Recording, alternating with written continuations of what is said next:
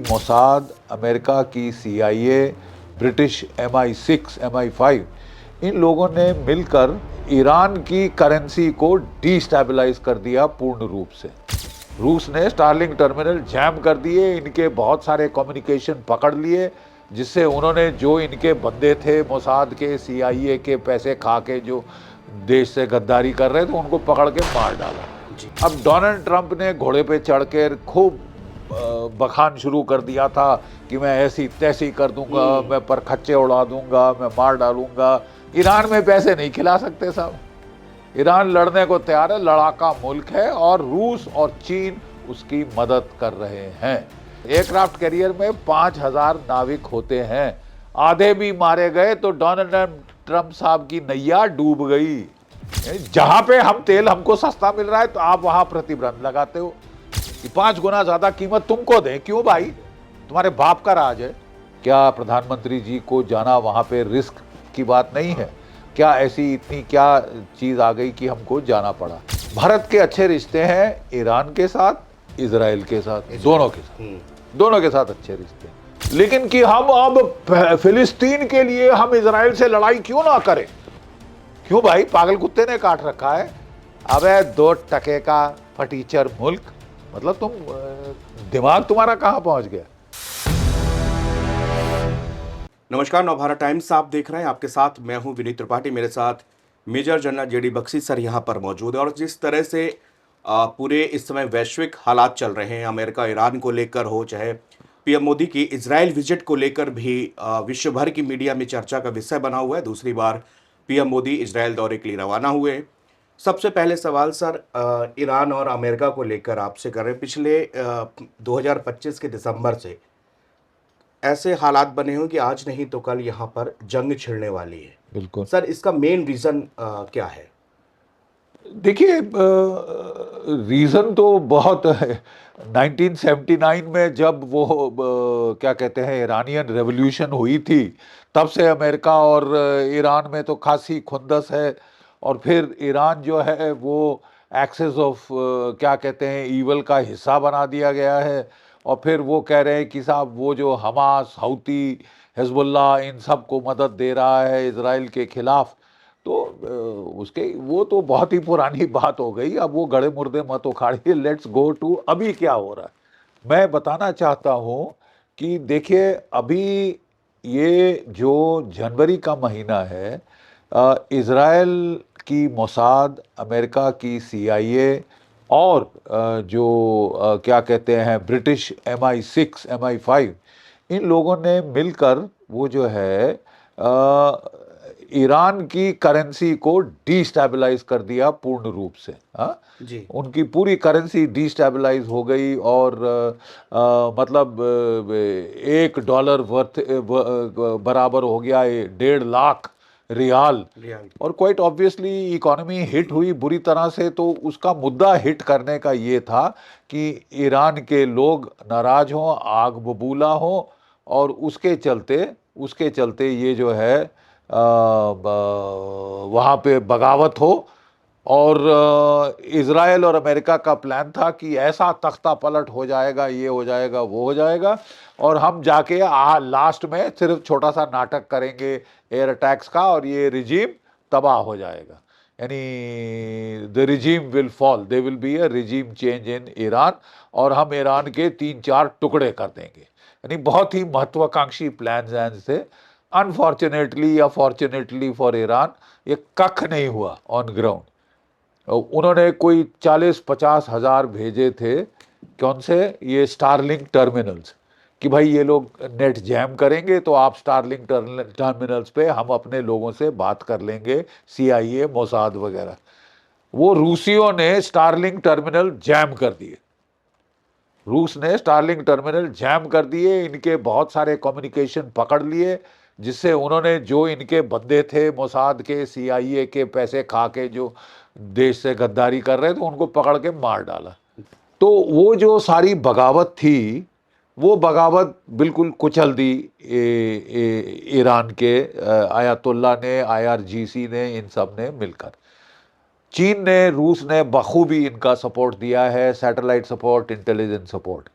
तो जब ये हमला होना था तो उस वक्त उन्होंने छोटा सा एक ही कैरियर भेजा था कि काफ़ी है, तख्ता पलट तो हो ही जाएगा।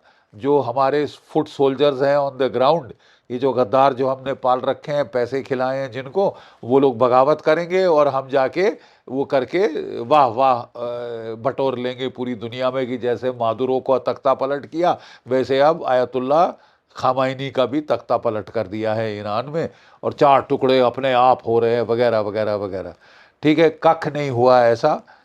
जब हमला होने वाला था तो नेतन्याहू ने घबरा कर फोन किया डोनाल्ड ट्रंप को कि साहब अभी मत करो, अभी मत करो, ये सारी अपराइजिंग फेल हो गई, सारी अपराइजिंग फेल हो गई है, तो कुछ मत करो, क्योंकि अभी मैं तैयार नहीं हूं, क्योंकि ईरान पलटवार करेगा, ईरान का कोई नुकसान नहीं हुआ है, वो पूरा सक्षम है पलटवार करने में, और 700 मिसाइल तक मैं बर्दाश्त कर सकता हूं, लेकिन अगर उससे ज़्यादा मिसाइल फायर किए तो इजराइल को बड़ा नुकसान होगा भारी, तो आप ज़्यादा भेजिए, कैरियर भेजिए, एक और भेजिए, और पेट्रियट और थार्ड शार्ड भेजिए, ताकि हम जो है बचाव कर पाएं अपना। मतलब वो तैयार नहीं थे। हाँ, इजराइल को डर था। इजराइल को बड़ा डर लगा। फिर इजराइल के नेतन्याहू साहब मिलने गए डोनाल्ड ट्रंप को। अब डोनाल्ड ट्रंप ने घोड़े पे चढ़कर खूब बखान शुरू कर दिया था कि मैं ऐसी तैसी कर दूंगा, मैं परखच्चे उड़ा दूंगा, मैं मार डालूंगा, तख्ता पलट कर दूंगा, help is on the way, ये सब बोल रहा था। तब उसको नेतन्याहू साहब ने बता दिया कि भैया सब फेल हो गया है, रहने दीजिए, अब थोड़ा सा आपको ज़्यादा फोर्स लेवल बढ़ाना होगा। तो फिर उसने उठा के वेनेजुला के पास जो एयरक्राफ्ट कैरियर फोर्ड था, जो कितने महीनों से वहां लगा हुआ था, उसको उठा के भेज दिया साहब यहाँ। ठीक है, कोई हफ्ता डेढ़ लगा उसको आने में, थके हुए क्रू है, वो जहाज की मेंटेनेंस नहीं हुई कब तक। उनके तो कहते हैं बाथरूम सारे के सारे ब्लॉक हो गए और बड़े बुरे हाल में हैं, और वो बड़ी खुंदस में है, वो क्रू भी वहाँ के लोग कि साहब यहाँ से उठा के यहाँ पटक रहे हो। ठीक है, और अब जो है अमेरिका के जो chairman joint chiefs of staff हैं, केन साहब, जनरल केन, उन्होंने डोनाल्ड ट्रंप को बता दिया साहब मेरे आका, आपने जो हुक्म दिया हमने उसका आदेश का पालन किया है। हमने एक और aircraft carrier Gerald Ford, Abraham Lincoln already वहाँ पे है, एक और एयरक्राफ्ट कैरियर भेजा है, और जहाज़ भेजे हैं, बहुत सारे प्लेन भेजे हैं। अब मैं तैयार हूँ एक माइनर या मीडियम स्केल स्ट्राइक के लिए। मैं तैयार हूँ माइनर या मीडियम स्केल स्ट्राइक, लेकिन मैं आपको चेता देना चाहता हूं कि इसमें अंदेशा है कि अमेरिका का नुकसान हो, क्योंकि ईरान हमारे बेसिस पे फायर करेगा, हमारे एयरक्राफ्ट कैरियर्स पे मिसाइल दागेगा, इजराइल को ठोक देगा। ठीक है साहब, नुकसान बहुत होने के चांसेस हैं, हमारे अमेरिकन जाने जाने के चांसेस हैं।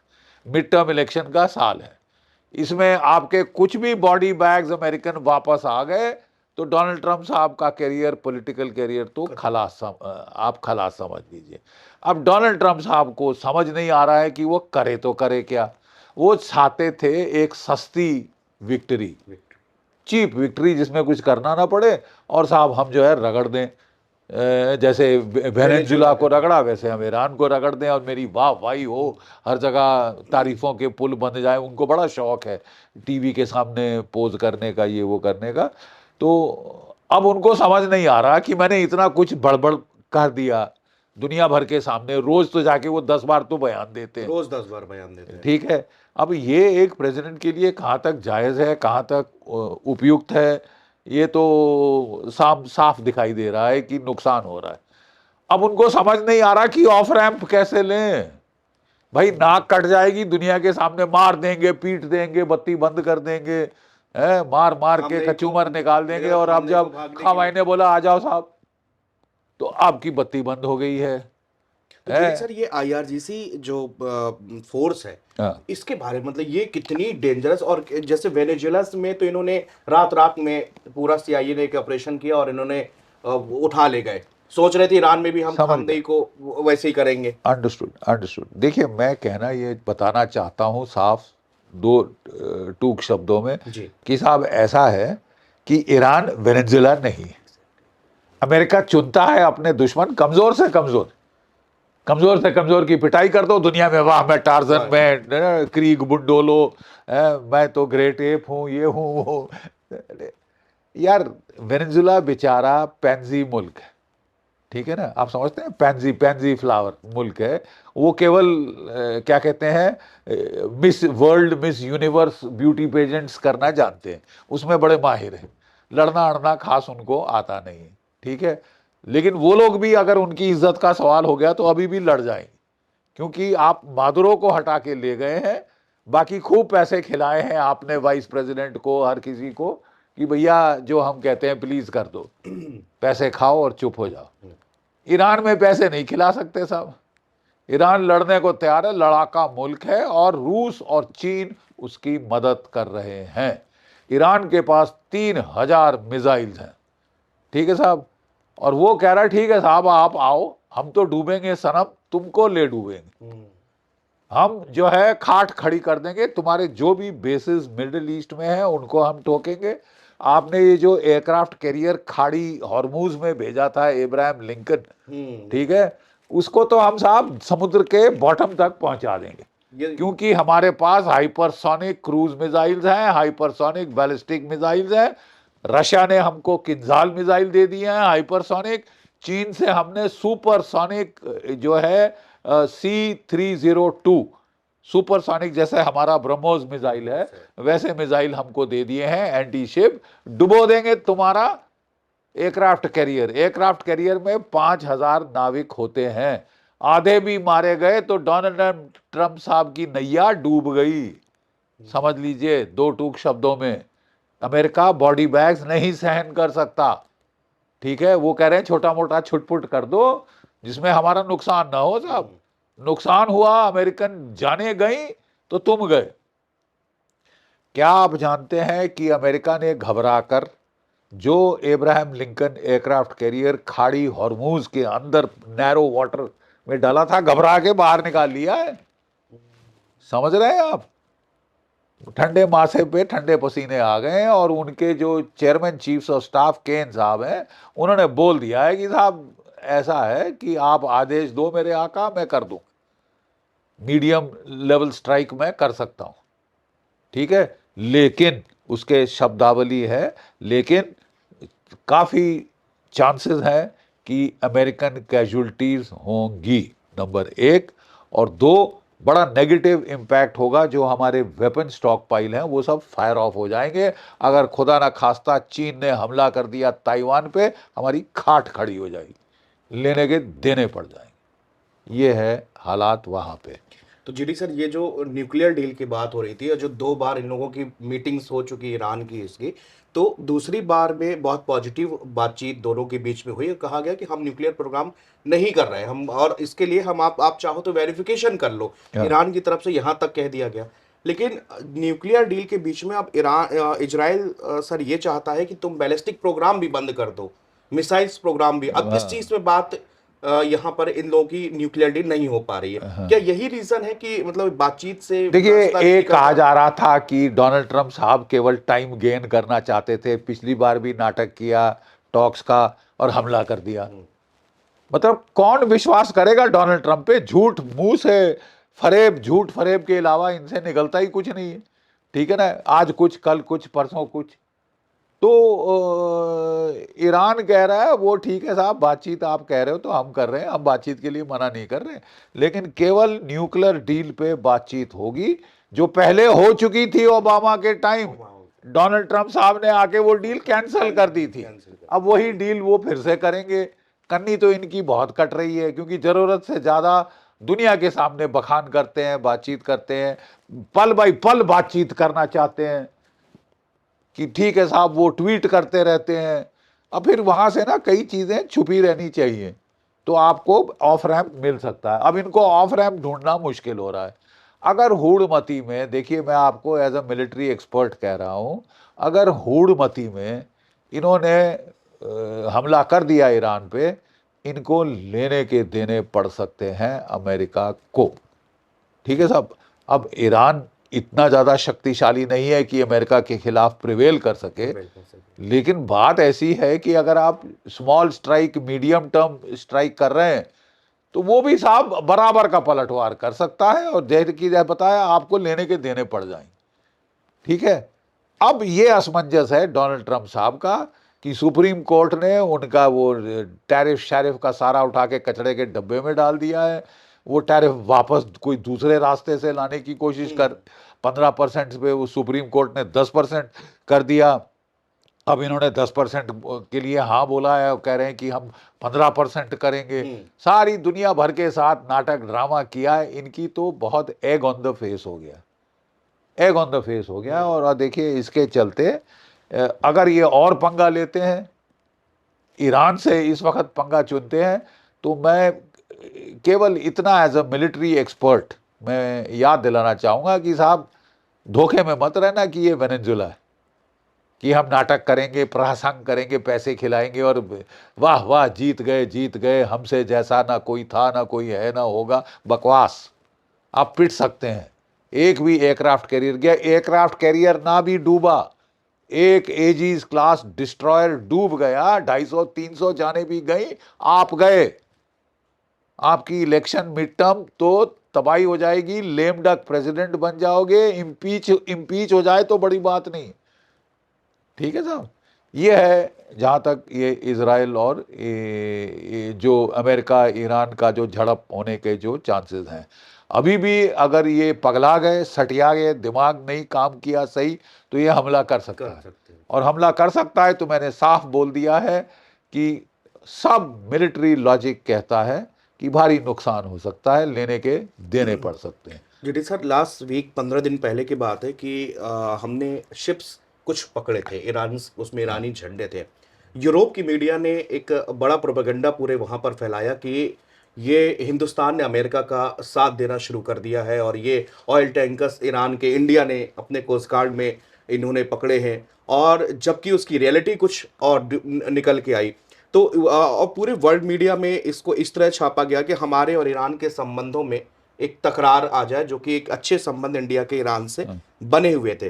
तो मैं sir as a military expert, और आप पूरे वैश्विक जानते हैं, इसका क्या इंडिया के साथ इस समय क्या देखिए बात ऐसी थी कि ईरान ने हमारा एक जहाज पकड़ा था, हाँ, जिसमें हमारे नाविक थे 16 थे, और वो 8 उन्होंने छोड़े, बाकी नहीं छोड़े थे। तो हमने उनके पास, हमारे डिप्टी एनएसए साहब भी गए थे कि साहब छोड़ दो हमारे बंदे, आपके हमारे रिश्ते तो अच्छे हैं, आप हमारे बंदे क्यों पकड़ रहे हो। तो उन्होंने पता नहीं क्या सोच के उन्होंने 8 छोड़े, 8 नहीं छोड़े।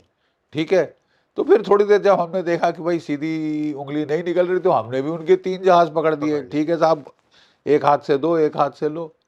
और वो जो जहाज थे ईरान के, वो पाकिस्तान को तेल दे रहे थे, तो एक पंथ दो काज हो गए, पाकिस्तान का भी तेल रुक गया और ये भी हो गए। लेकिन आपने बिल्कुल सही फरमाया है कि देखिए साहब, ईरान के साथ हमारे बड़े अच्छे रिश्ते रहे हैं। एक्चुअली सबसे सस्ता तेल हमको ईरान का पड़ता था, क्योंकि वो सबसे नज़दीक है, transportation cost, insurance cost lowest थे। ठीक है, लेकिन अमेरिका ने सैंक्शन लगाए और हमको मजबूर किया कि तुमको सस्ता मिलता है, तुम नहीं खरीदोगे।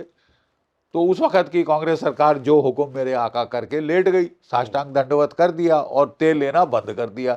नुकसान किसका हुआ, पैसे किसके ज्यादा लगे, हमारे।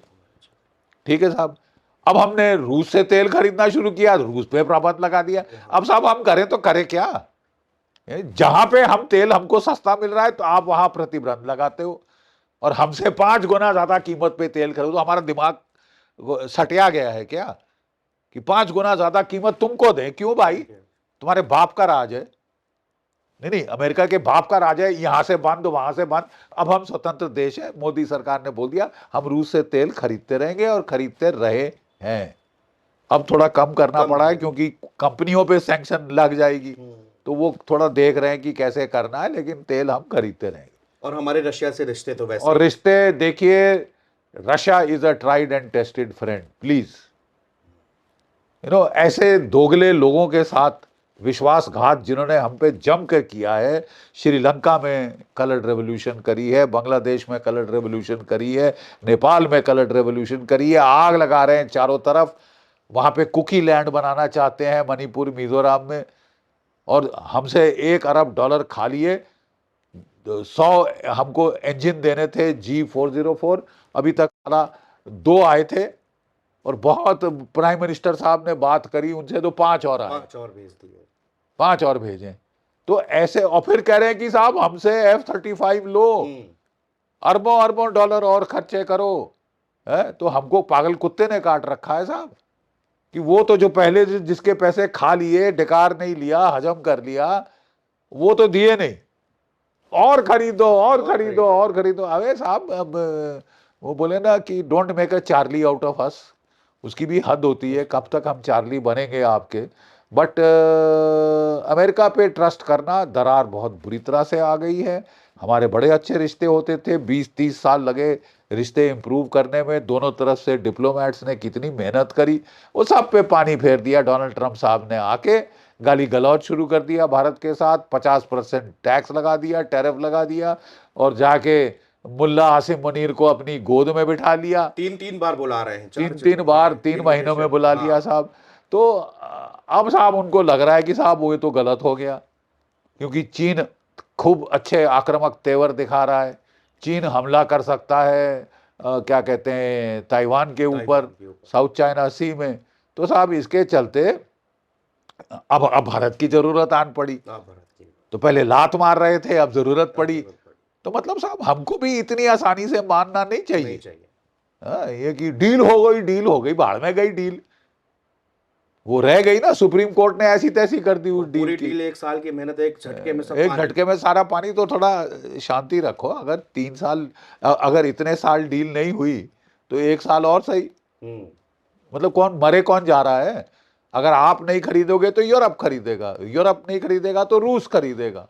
चीन के साथ तो अच्छा ट्रेड है ही है, अफ्रीका को बेचेंगे क्यों नहीं, बहुत जगह 50 और जगह बेच सकते हैं। हाँ, अब हम लोग भी थोड़े डेस्परेट थे कि हमारा जो ऑर्गेनाइज्ड एम्प्लॉयमेंट सेक्टर था, James and jewellery, leather goods, textile goods, fisheries, इसको नुकसान हो रहा था अमेरिका के टैरिफ्स की वजह से। तो इसलिए हम भी इच्छुक थे कि हो जाए तो हो जाए। हो भी गया। उसके बाद फिर अड़ंगियां घुंडियां, कि अगर तेल लिया रूस से तो मैं 25% फिर वापस लगा दूंगा। तो सारा ये क्या, ये झक मारी हमने इतनी देर। थोड़ा शांति रखिए। डोनाल्ड ट्रंप साहब के सितारे अब गर्दिश में जा रहे हैं। अगर इन्होंने खुदा ना खास्ता ईरान पे हमला कर दिया तो आप समझ लीजिए इनकी पॉलिटिकल नैया डूब जाएगी। अगर इब्राहिम लिंकन डूब गया तो आपकी नैया भी डूब जाएगी, पॉलिटिकल नैया। आप फिर इम्पीचमेंट से बचें तो वो ज़्यादा आपकी जान खाएंगे जब तक बाकी टेन्योर है आपका, और लेम डक प्रेसिडेंट आप बन जाएंगे। तो इतना घबरा जाना अमेरिका से, उसने वेनेजुला को पीट दिया, तो क्या क्या मतलब, वो भारत को पीटेगा अगला? न्यूक्लियर पावर है भारत, ठीक है। मतलब बांग्लादेश जब 1971 का युद्ध हुआ तो 7th फ्लीट भेजी थी, क्या कर पाए? ठेंगा, 2 टुकड़े कर दिए थे पाकिस्तान के। तो हमको आत्मविश्वास होना चाहिए, और अभी तक अच्छा डील किया है मोदी सरकार ने। बेवजह किसी को हमको घबराना नहीं चाहिए। अब शांति से काम करें, ठंडा दिमाग रखें, सब ठीक चलेगा। अब आप कह रहे थे जो अगला लास्ट सवाल है कि आज भारत के प्रधानमंत्री इजराइल चले गए। तो देखिए, थोड़ी हैरत की तो बात है। लोग कह रहे थे कि वहां तो कभी भी लड़ाई हो सकती है। तो क्या ऐसे खतरनाक नाजुक मोड़ पे क्या प्रधानमंत्री जी को जाना वहां पे रिस्क की बात नहीं है? क्या ऐसी इतनी क्या चीज आ गई कि हमको जाना पड़ा? देखिए, मेरा अभी तक खुले में तो नहीं आया। कहा जा रहा है कि हम फ्री ट्रेड एग्रीमेंट साइन करने जा रहे हैं इजराइल के साथ। हम उनसे जो है बैलिस्टिक मिसाइल्स खरीदने वाले हैं, रैम्पेज बैलिस्टिक मिसाइल्स, और कुछ सॉफ्टवेयर खरीदने वाले हैं। कुछ एआई सॉफ्टवेयर है जिससे दुश्मन के चेहरे पकड़े जा सकते हैं, हेलीकॉप्टर या जहाज उनको हिट कर सकता है, वगैरह वगैरह। बड़ी सारी डील्स की बात हो रही, लेकिन मुझे लगता है माजरा कुछ और। माजरा क्या है? भारत के अच्छे रिश्ते हैं ईरान के साथ, इजराइल के साथ, दोनों के साथ अच्छे रिश्ते हैं। तो क्या भारत मध्यस्थता अब देखा जाए तो कर सकता? ऑफ रैंप सबको चाहिए अब, हम्म। सबकी ठंडे पसीने माथे पे आ गए साहब की पंगा बड़ा ले लिया। पंगा बड़ा नहीं। अब किसी तरह से इज्जत बचा के, कन्नी कटा के अपनी चुपचाप से हाँ, यहाँ से बैक निकला जाए। यहाँ से निकला जाए, क्योंकि फालतू में अपने आप को बॉक्स इन कर लिया है इनटू अ कॉर्नर। तो मुझे लगता है, मेरा मेरा अंदेशा है, कहाँ तक सच है नहीं, क्योंकि ओपन में तो किसी ने कहा नहीं, लेकिन मुझे लगता है कि Bharat is well placed to mediate between Israel and Iran and America इस वक्त। और ये तीनों को फेवर होगा, खासकर डोनाल्ड ट्रंप को बड़ा फेवर हो जाएगा अगर ये हो गया मीडिएट कर दिया इन्होंने, और अभी ऑफ रैंप दिलवा दिया सब साइड्स को। ठीक है, तो ये तब साबित होगा अगर वो इजराइल से आके ईरान जाते हैं। तो फिर ये जो तथ्य है या ये जो अटकल लगाई जा रही है वो सच साबित हो जाएगी। तो ये है आज के हालात इजराइल और हिंदुस्तान को लेकर। एक इजराइल और सवाल अल हिंदुस्तान। जजीरा को लेकर है। 2 दिन पहले एक जीडी सर एक लेख लिखा था हाँ। बहुत बड़ा, जिसमें अल जजीरा कहता है कि आपने अटल बिहारी वाजपेयी और इंदिरा गांधी और उससे नेहरू के समय आपकी जो फलस्तीन स्टेट को लेकर आप अड़िग रहते थे और 2012 तक आप अड़िग रहे, लेकिन अब अचानक से दूसरी बार पीएम मोदी वहां जा रहे हैं, रेड कॉर्पेट वेलकम का वहां पे तैयारी चल रही है। देखिए साहब, मैं ज़रा फौजी हूँ, मुझे सीधी दो टूक शब्दों में बात करनी बिल्कुल मेरा तरीका है। ठीक है साहब, क्या किया है फिलिस्तीन ने आपके लिए, क्या किया है अरब मुल्कों ने आपके लिए? डील साइन करी है पाकिस्तान के साथ, स्ट्रेटेजिक पार्टनरशिप और ये वो और अलायंस है। और जब भी कश्मीर की मामला आता है आप पाकिस्तान का साथ लेते हो। तो हम क्यों इनके तलवे चाटने जाएं? क्या अरब मुल्कों ने किया क्या है? वो खुद तो संधि कर रहे हैं इजराइल के साथ, हम दुश्मनी ले क्यों ले साहब? हाँ, फिलिस्तीन के लोगों के साथ हमारी हमदर्दी है, क्योंकि हमारा कहना है कि 2 स्टेट सोल्यूशन हो जाए सबसे बेस्ट। ठीक है साहब, लेकिन कि हम अब फिलिस्तीन के लिए हम इजराइल से लड़ाई क्यों ना करें? क्यों भाई, पागल कुत्ते ने काट रखा है? जब भी हमारी लड़ाई हुई है पाकिस्तान के साथ, चीन के साथ, इजराइल ने हमारा साथ दिया है, हथियार सप्लाई किए हैं, सस्ते से सस्ते और कटिंग एज हथियार दिए हैं हमको, बराक 8 मिसाइल्स दिए हैं। कितने बिलियन डॉलर की, $2 बिलियन की डील इनके साथ हुई है। जब हमने कुछ मांगा है इन्होंने फटाफट सप्लाई किया। ठीक है साहब, तो आप बताएं कि हम कांग्रेस वालों को खुश करने के लिए कि हम फिलिस्तीन के बड़े यार हैं।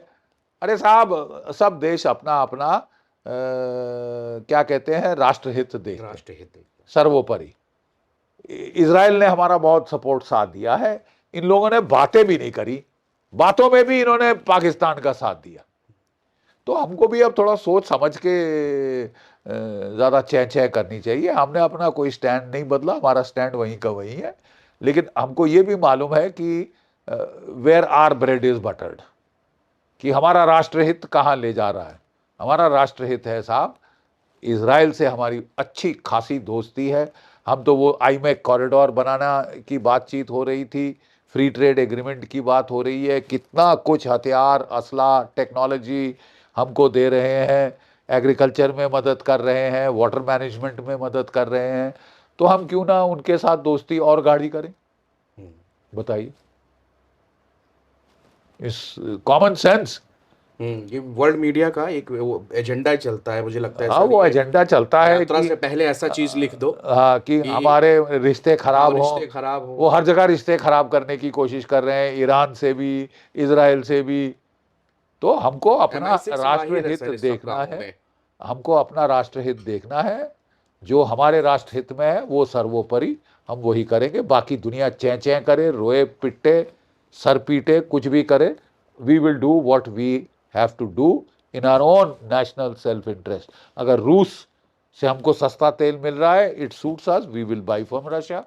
ठीक है साहब, और वो वेनेजुएला से लो, 10 साल वेनेजुएला से तेल नहीं आएगा, तेल नहीं आ पाएगा वहाँ पे। और वो जितना रूस हमको दे रहा है ऑलमोस्ट हमारी वो तो 40% हमारी डिमांड मीट कर रहा था। तो उतना तो तेल ना अमेरिका के पास है सरप्लस अभी, और ना वेनेजुला वेनेजुला के के पास। पास भी नहीं है। तो बात क्या कर रहे हैं साहब? ऐसे हम अपने राष्ट्रहित देखेंगे, हम चिल्ला चिल्ला नहीं रहे, छाती नहीं पीट रहे डोनाल्ड ट्रंप साहब के जैसे, लेकिन हम राष्ट्रहित पे चलेंगे, ये आप गिठान बांध के चल लीजिए। सर एक लास्ट क्वेश्चन बस, भारत और फ्यूचर अब आप क्या देख रहे हैं न्यू इलेक्शन के बाद में सर? देखिए साहब, भारत और बांग्लादेश के रिश्ते, ये जो मोहम्मद यूनिस पैराशूटेड सरकार थी, ना इसका कोई औचित्य था, ना कोई लीगल स्टैंडिंग थी, इलीगल सरकार थी। आके जितना नुकसान कर सकता था भारत बांग्लादेश के रिश्तों को, इसने किया। अपनी इकोनॉमी तबाह करके अपना मुंह मसूर धमकियां दे रहा था, ये 2 टके का, कि मैं साहब आपके क्या कहते हैं उड़ीसा पे कब्जा कर लूंगा, वेस्ट बंगाल पे कब्जा कर लूंगा, बिहार पे कब्जा कर लूंगा, 7 सिस्टर पे कब्जा कर लूंगा, कुकी लैंड बनवा दूंगा। अबे 2 टके का फटीचर मुल्क, मतलब तुम दिमाग तुम्हारा कहाँ पहुंच गया? तो हमको बड़ी खुशी हुई है कि कम से कम एक जो कि बीएनपी पार्टी है, वो वहाँ पे सत्ता में 2/3 वोटों के साथ आई है। जमायते इस्लामी, जिसको सीआईए आईएसआई बड़ा सपोर्ट दे रहे थे कि ये आ जाएंगे, या वो जो छात्र पार्टी है वो आ जाएगी, सिर्फ सवा नहीं कर पाए। 6 सीटें मिली उनको, 60 मिली इनको, 200 से ज़्यादा मिली हैं बीएनपी को। बीएनपी पहले भी हमारे उनके साथ कुछ मतभेद तो थे, लेकिन रिश्ते ठीक थे। उनको पता है कि भाई भारत के बगैर हमारा भी काम नहीं। तो हमको उम्मीद है कि ये जो तारिक साहब आए हैं, इनके आने से रिश्तों में काफ़ी फ़र्क पड़ेगा। ये जानते हैं कि 3 तरफ से भारत से घिरे हुए हैं, भारत से पंगा लेना इनके लिए बहुत नुकसानदायक होगा। ठीक है, और इसके चलते हम लोग कोशिश कर रहे हैं कि रिश्ते सुधर जाएं, अभी भी सुधर जाएं। अभी भी ये जमायते इस्लामी और जो रज़ाकार, जो जो जो पिम्प्स, जो पाकिस्तान की फौज को बांग्लादेशी औरतें सप्लाई कर रहे थे, कि उनका तो राज में आना बिल्कुल इस इलेक्शन में ख़त्म हो गया। बांग्लादेश के लोगों ने दिखा दिया है कि उनको भी इतनी अकल है, वो अकलमंद लोग, वो पागल लोग नहीं है कि जिहाद जिहाद फसाद, हमको खून खच्चर नदियों, खून के नदी नाले चाहिए बहते हुए, किसको अच्छी इकोनॉमी चाहिए, किसको बच्चों को पढ़ाना है, किसको कुछ करना है, हमको तो गदर उन्माद चाहिए। ये मुंह मसूर की दाल, ये फटीचर जो आया था अमेरिका से, उसको अमेरिका वापस तशरीफ का टोकरा लेके जाना होगा जल्द। ठीक है, बांग्लादेश के लोगों ने उसको ठुकरा दिया, और हमें उम्मीद है कि दोनों के रिश्ते सुधर जाएंगे। जय भारत, जय हिंद।